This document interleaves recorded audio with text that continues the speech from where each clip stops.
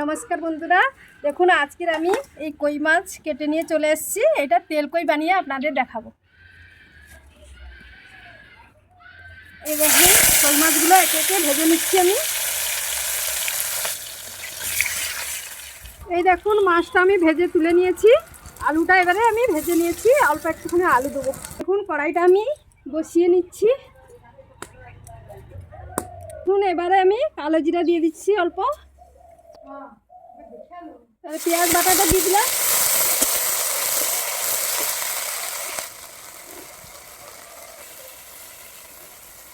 এবারে টমেটোটা দিয়ে দিচ্ছি। এবারে কাঁচা লঙ্কা শুকনো লঙ্কার বাটাটা দিয়ে দিচ্ছি, আদা বাটা,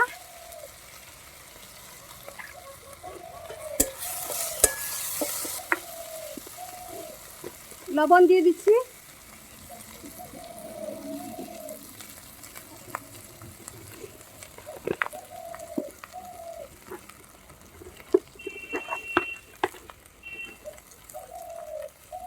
হলুদের গুঁড়ি দিয়ে দিচ্ছি,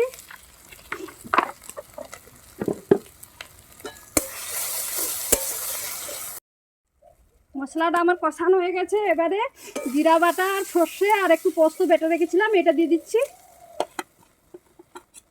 এটা দিয়ে আর বেশিক্ষণ কষাবো না, হালকা করে এক দুবার নেড়ে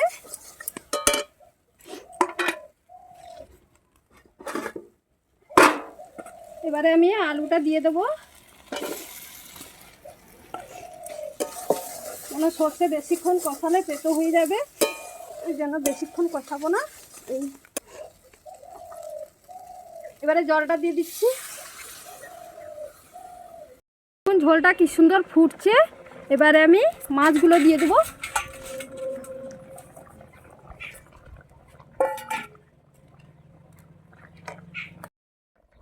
এই আমার ঝোলটা হয়ে গেছে।